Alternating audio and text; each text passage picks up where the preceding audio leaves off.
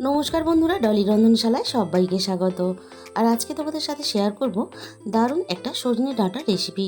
সবসময় যে অনেক কিছু মশলা দিয়ে রান্না করলে ভালো হয় তা কিন্তু না। ঘরে থাকা উপকরণ দিয়ে সামান্য কিছু দিয়েই কিন্তু রান্না করলে তার স্বাদ কিন্তু আমাদের চাওয়ার থেকে অনেক বেশি ভালো হয়। আমি এই রান্নার জন্য আগে থেকেই কিছুটা সজনে ডাঁটা কেটে ধুয়ে খুব ভালোভাবে পরিষ্কার করে নিয়েছি।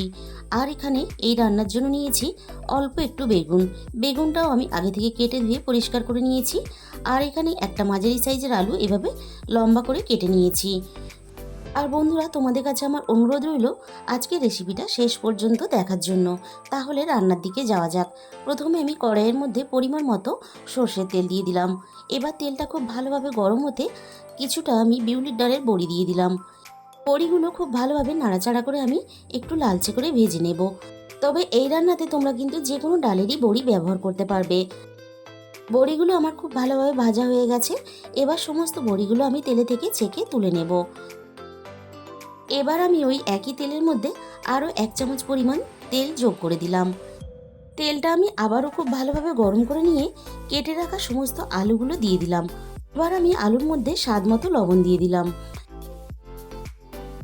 প্রথমে আমি আলুগুলোকে লবণ দিয়ে খুব ভালোভাবে ভেজে নেব। আলুগুলো এদিকে একটু ভাজা ভাজা হতে থাক। এবার আমি একটা মশলা বানিয়ে নেব।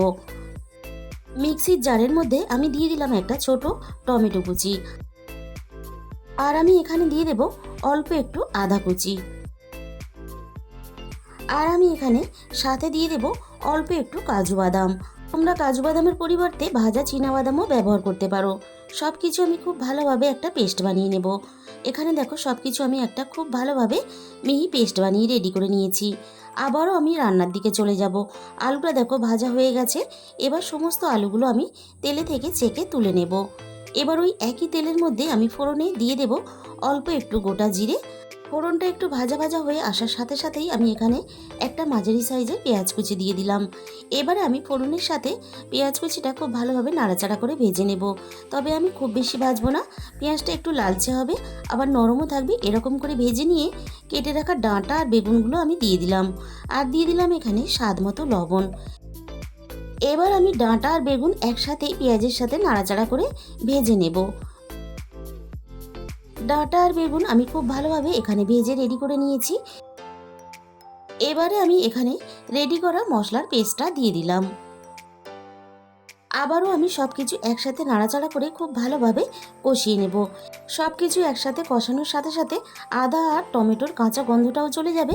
আর সব কিছু খুব ভালোভাবে একসাথে কষানো আমার রেডি হয়ে যাবে।